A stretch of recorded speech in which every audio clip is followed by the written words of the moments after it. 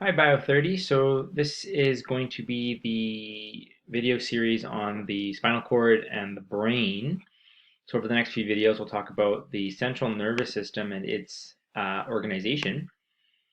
So to begin, we've got the central nervous system, which is an offshoot of the nervous system in general. So remember, we've got the nervous system divided into the CNS and then the peripheral nervous system, the PNS. The central nervous system is comprised of the brain and the spinal cord, whereas the peripheral nervous system has the somatic and then the autonomic nerves of the nervous system. And so the somatic nerves are both sensory and motor. So this is your the nerves we've kind of already talked about, right? Like you've got a motor nerve and a sensory nerve and a sensory nervous system and a motor nervous system, and they're kind of all part of that somatic nervous system of the PNS. We've also got involuntary movement through the autonomic nervous system, and this is kind of the sympathetic and parasympathetic, or the fight or flight sort of portions of the autonomic nervous system. And so we're going to focus here on the CNS right now.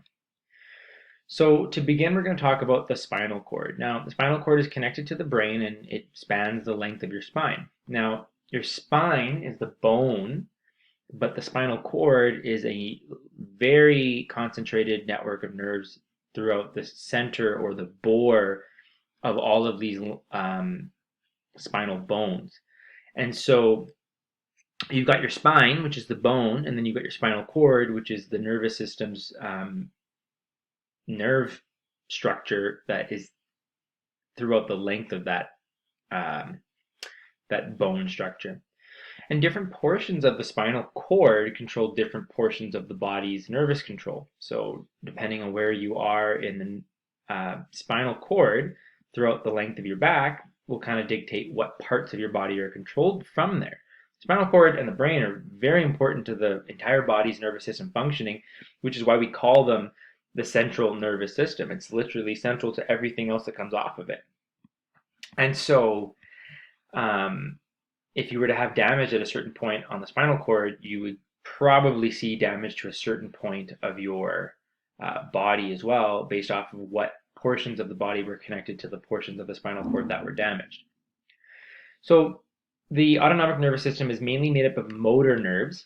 It's involuntary control, and it's important for the maintenance of homeostasis, so like breathing, for example. The autonomic nervous system is split off into either the parasympathetic or the sympathetic nerves. And so the parasympathetic nervous system is going to control things like slowing your heartbeat, stimulate the release of bile, contracting your bladder, stimulate the release of saliva. So this is going to be like sort of relaxation. And then the sympathetic nervous system, I always like to describe it as it's sympathetic to your problems. And so if you see a bear or you see someone you have a crush on, you're kind of in that stress mode and you're excited. And so you're going to dilate your pupils to let all the light and information in, inhibit saliva flow. Your mouth's going to get dry. You don't need to prep your mouth to eat food at this point, right? Your heartbeat's going to increase because you need more blood flow. Dilate your bronchi in your lungs to get more air and oxygen exchange. Inhibit secretion. You don't need to digest or secrete anything right now. Convert glycogen storage to glucose, which is usable sugar.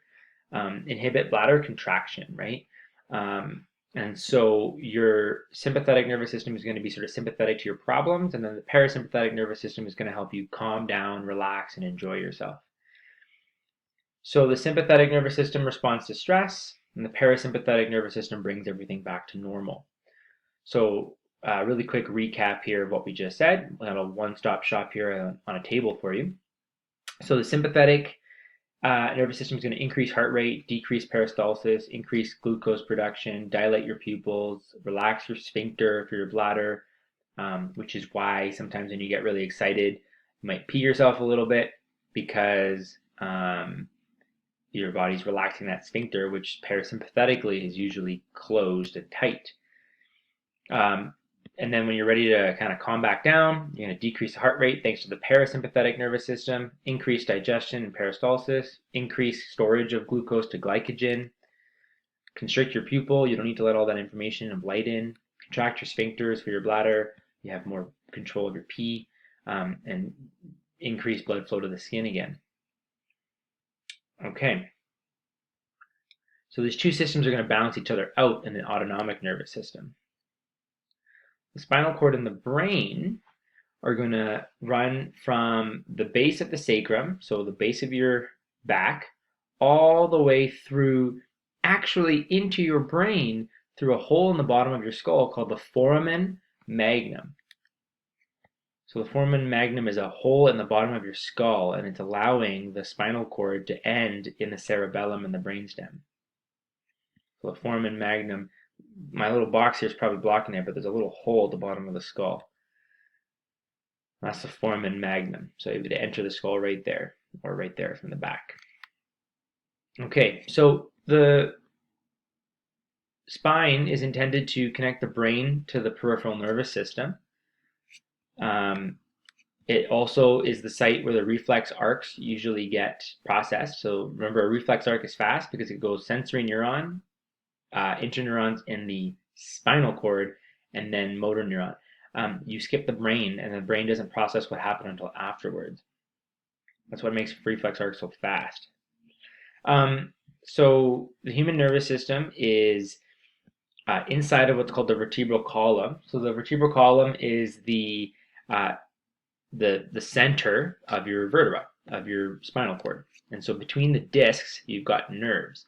And so they're kind of, the bone is sort of intended to not only give your body structure and give you an upright stature, but it's also to protect that very, very valuable, very important, very fragile spinal cord. So specifically, it's protected by 3 layers of what's called meninges.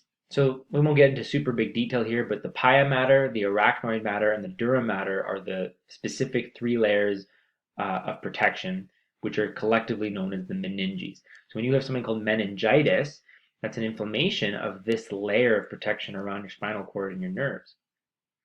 It can be quite painful. Okay, so the spinal cord is about 45 centimeters in men, 33 centimeters in women. It varies in width and thickness throughout its length. Thicker at the bottom and thinner near the head at the top. Here's a good example. I like this picture on the left here a lot. You've got this porous bone here. That's your vertebra. That's your actual spine bone.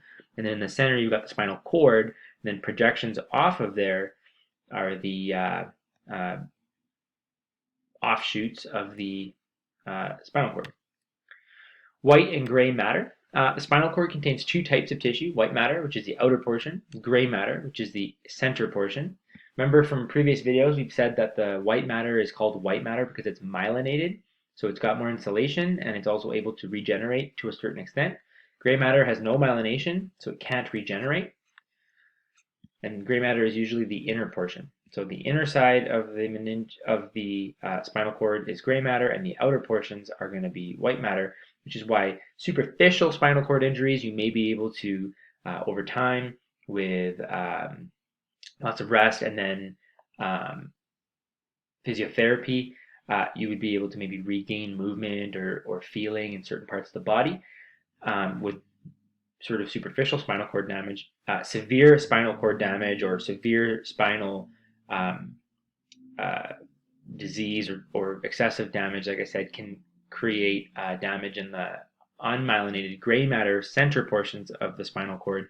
And that is far more significantly dangerous because it can't regenerate. And so if you lose, if you have paralysis due to gray matter damage of your spinal cord, you are likely to be paralyzed for the remainder of your life, which sucks. So there you go. The H portion is gray and the outer portion is going to be white. So there's a small hole in the center of the spine called the cerebral spinal canal, and that small little hole has fluid in it, and it spans the length of your spine. And its purpose is to absorb shock and to transport nutrients to the spinal cord and waste away from the spinal cord, because the spine is a neuron and the neuron is a cell, and the cell is going to have functioning just like every other cell in the body. It's going to make waste that needs to be taken away, and it's going to need nutrients and that need to be brought to it. And the cerebral spinal fluid is sort of the blood of the nervous system, and it's located in the cerebral spinal, okay, so in the spine and in the brain. So we'll talk about a cerebral spinal fluid that surrounds the brain as well in the next couple of videos. So a reflex arc, like we said, the whole purpose of a reflex arc is that it skips the brain entirely.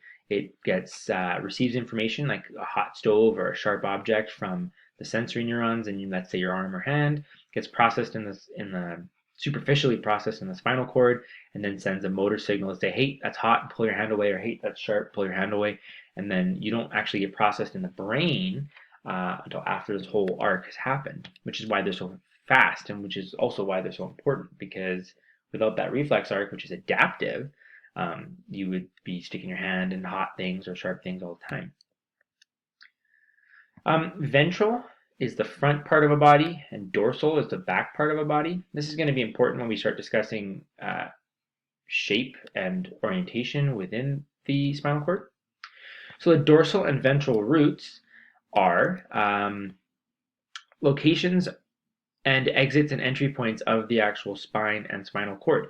So dorsal is back, and it carries sensory neurons. So the dorsal root is the back portion. So this is the back of the person's body, and this is where the front of the person would be facing, and this is their spine in the middle of their body. So their face would be over here, and their back of their head would be back here.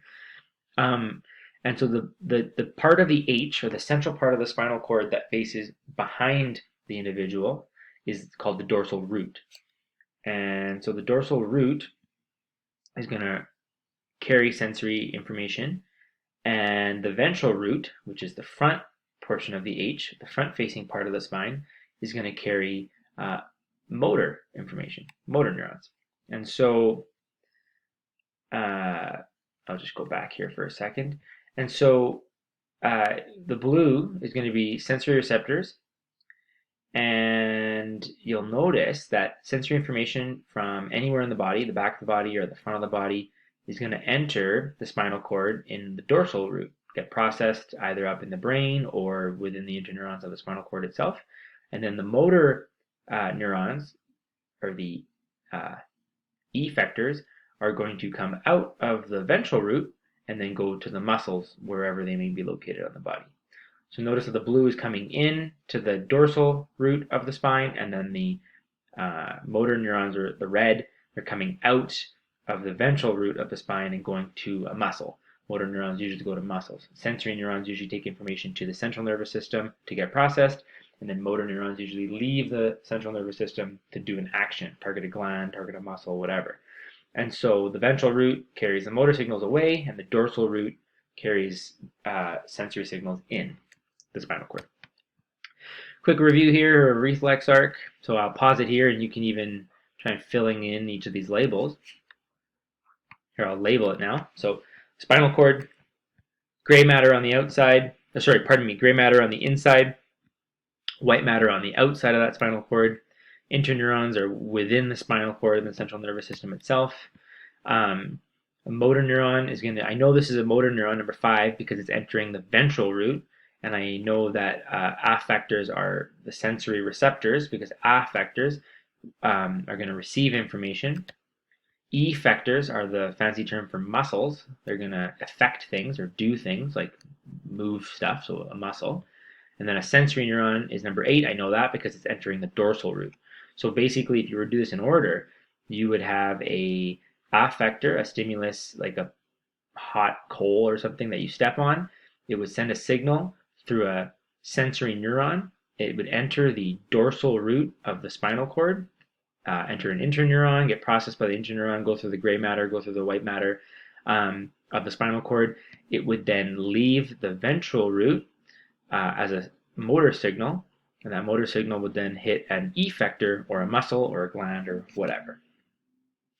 There's another image here, just interesting to sort of see where the parts of the spinal cord might affect certain things. So the cervical, thoracic, lumbar, and sacral, and each of these controls certain portions of the body. So kind of neat to sort of see how the spinal cord organizes its information and its control in the central nervous system. So different parts of the body obviously are controlled by different parts of the spinal cord. Chiropractic medicine, physiotherapy are all different alternative medicines that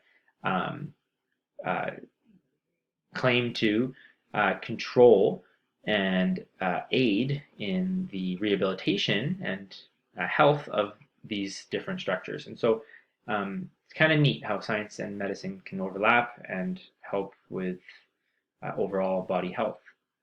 Here's another diagram I encourage you to pause and label. Here's the answers. Sensory neurons, interneurons, ventral root, dorsal roots. I know this is a ventral root because it's facing forward, goes to a muscle. I know this is a dorsal root because the sensory neuron is coming in.